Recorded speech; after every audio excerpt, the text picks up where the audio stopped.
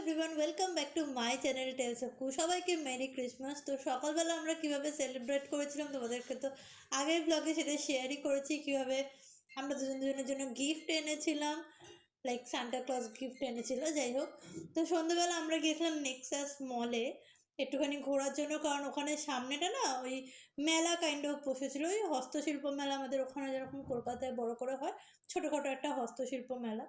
তো সেখানটা ঘুরে ঘাড়ে তারপর আমরা এখানে মলে বেশ কিছুটা সময় কাটাতে গিয়েছিলাম, কারণ অবশ্যই 25শে ডিসেম্বর সেদিন কেউ বাড়িতে থরি না থাকে, সেদিনকে সবাই ঘুরতেই যায়। তো আমরাও গেছিলাম। এখানে দেখো ঝুমকাগুলো কি সুন্দর, বাট আমি পরি না, দ্যাটস ওয়াই আমি কিনিও নি।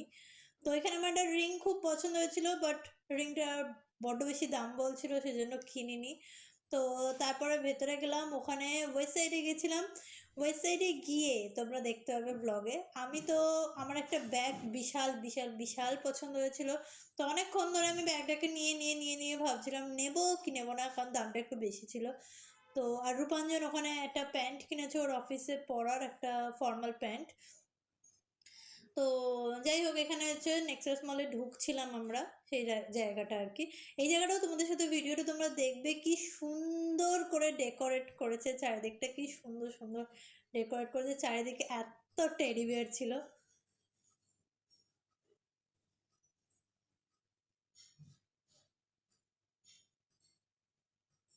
তো এই যে তারপর আমরা গেলাম ওয়েস্ট সাইডে। এটা ছিল কিন্তু আমাদের বিয়ের পর প্রথম একসাথে 25শে ডিসেম্বর সেলিব্রেশন আর কি। তো ওইখানে গিয়ে তারপর রূপাঞ্জন নিজের প্যান্টটা ট্রাই দিচ্ছিল, আর এইটা হচ্ছে সেই ব্যাগটা যেটা আমার বিশাল পছন্দ হয়েছিল, বাট নেবো কি নেবো না, আমি অনেকক্ষণ ধরে ব্যাগটাকে নিয়ে দেখছিলাম আর কি নেবো কিনা। তো তোমাদের সাথেও ক্লিপিংস শেয়ার করলাম, তোমরা দেখো ব্যাগটা কেমন, তোমরা কমেন্ট করে জানিও যে ব্যাগটা ভালো কিনা। তো তোমরা লাস্টে দেখতে পাবে আমি ব্যাগটা আদৌ নিয়েছি কি নিইনি। তো সেটার জন্য কিন্তু ব্লগটা কন্টিনিউ দেখতে হবে, আর সামনে কিন্তু আরও সুন্দর সুন্দর অনেক ব্লগ আসতে চলেছে। তার জন্য আমার চ্যানেলটাকে সাবস্ক্রাইব করে রাখো। আর এখানে দেখো আমি ব্যাগটা নিয়েছি, আর ওই রূপাঞ্জনের ফর্মাল প্যান্টটাও। তারপরে রূপাঞ্জনের এই প্যান্টটা খুঁজতে খুঁজতে এত বেশি সময় লেগে গেছিলো যে অলরেডি তখন প্রায় 9:50 বেজে গেছিলো। সেই জন্য ওর উল্টো দিকেই হচ্ছে এখানে একটা বেঙ্গলি রেস্টুরেন্ট আছে, যার নাম তুলিস রেস্টুরেন্ট আই থিঙ্ক। তো ওইখানের বিরিয়ানিটা কিন্তু আমাদের কলকাতার বিরিয়ানি, যে আর্সেলানের বিরিয়ানি এক্স্যাক্টলি ওরকম খেতে। আহমেদাবাদে আর কোথাও আমি এরকম বিরিয়ানি, অ্যাকচুয়ালি এখানে কোথাও চিকেন বিরিয়ানি মটন বিরিয়ানি এসব পাওয়াই যায় না, আর যাও বা পাওয়া যায় সেগুলো মুখে দেওয়ার মতন নয়। তো শুধুমাত্র এই রেস্টুরেন্টটাতেই সেরা সেরা একদম আর্সেলানের স্টাইলের বিরিয়ানি পাওয়া যায়।